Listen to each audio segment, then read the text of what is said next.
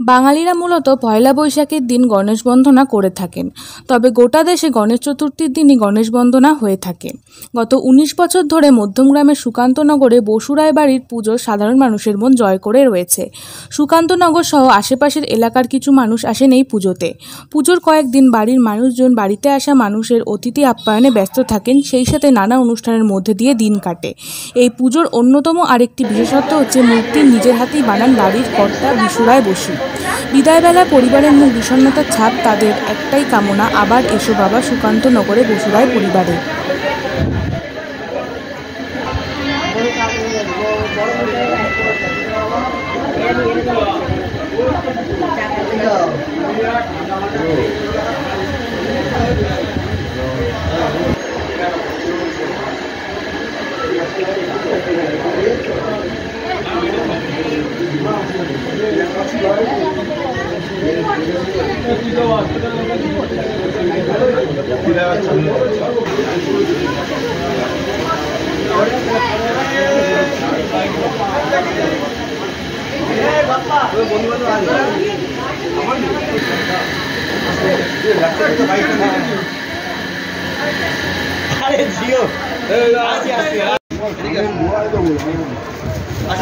অঙ্কুরের মাকে বলো না, এখন অঙ্কুরের মাকে বলো, এখন সামনে এই তোমরা যাও না, এই কাকিমা যাও না। আরে নে না, তুই নে না, আসুন নে, আসুন আসুন। আচ্ছা ঠিক আছে, করতে থাকি আর শুধু রেডি হই আর আসি। আর এখানে তো ভীষণ মানে বিভিন্ন রকম অনুষ্ঠান হতেই থাকে।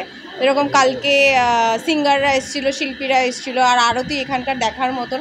সন্ধ্যা আরতি হচ্ছে, সকালে আরতি হচ্ছে, তো আরতি জাস্ট এখানকার অসাধারণ হয়, আশেপাশের লোকেরাও জানে। এইভাবেই চলছে, আনন্দ আয়োজন সব কিছু চলছে, নাচ গান সব রকম আনন্দ এখানে আছে।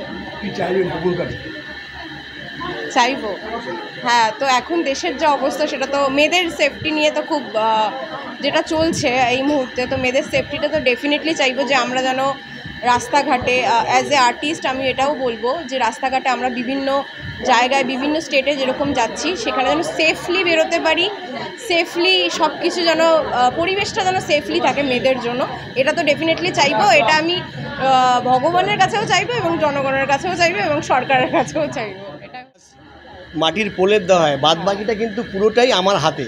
ঠাকুরের চোখ থেকে আরম্ভ করে এই যে সাজসজ্জা, সুরের কাজ, এই যে হাতের গয়না পরানো, সমস্ত করা, এই 5 ইঁদুরের মাঝখানে ঠাকুর রয়েছে, এটা পুরোপুরি আমার নিজের হাতে করা। এটা কোনো পালবাড়ির লোক করে না। ঠাকুরের চোখ দান থেকে আরম্ভ করে এভরিথিং আমি নিজের হাতে করি, মাটি থেকে। মানে এটা 8 বছর ধরে করছি। আর ঠাকুর হয় বোম্বে স্টাইলে, নর্মাল ঠাকুর নয়।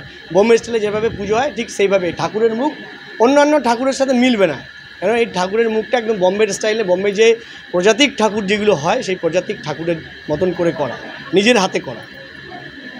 অ্যাকচুয়ালি এই পুজোটা স্টার্ট বলতে আমি ব্যবসা করার সূত্রে বম্বে যাই। বম্বে গিয়ে গণেশ ঠাকুর দেখে আমার খুব ভালো লাগে। গণেশ ঠাকুর দেখে ভালো লাগে, বাড়িতে একটা ছোট্ট করে পুজো করি। আমার মা আমি দুজনে মিলে পুজোর আয়োজন করি, কোনো ঠাকুরমশাই ছাড়া। তারপরে আস্তে আস্তে 2 বছর করার পরে 3 বছরের মাথায় মা বললো না, একটা ঠাকুরমশাই ডেকে পুজোটা একটু বড়ো কর। তারপর থেকে আজ 19 বছর পুজো এরকমই বড় হচ্ছে, দিনকে দিন বড় হচ্ছে। এই যে মানুষের জন্য, মানুষের সাথে, মানুষের পাশে, ভুল বোঝাবুঝি থাকতে পারে, আমরা সবাই ভারতবাসী, সর্বোপরি আমরা পশ্চিমবাংলার মানুষ, আমরা বাঙালি। আমাদেরকে যে কোনো পরিস্থিতিতে, যে কোনো মানে বিশৃঙ্খলার মধ্যে আমাদেরকে এক থাকতে হবে, সবাইকে এক জায়গায় রাখতে হবে। মানুষ যেন ভুল না বোঝে, কেউ কারোর বিপক্ষে না, কেউ কারোর পক্ষেও না। রাজনীতির ঊর্ধ্বে উঠে মানুষকে এগিয়ে আসতে হবে সমাজের যে কোনো রকম দুর্দিনের মোকাবেলায়। চাইবে প্রভুর কাছে একটা জিনিস চাইব, যে আমার এলাকার সমস্ত মানুষ যেন ভালো থাকে। আমি ভালো থাকলে হবে না, আমার পরিবেশটা, আমার আশেপাশের মানুষ যত আছে সবাই যেন দুবেলা দুমুঠো অন্ন পায় এবং সুখে স্বচ্ছন্দে বাস করে। মানুষ বিশৃঙ্খলা চায় না, মানুষ সুস্থভাবে বাস করে।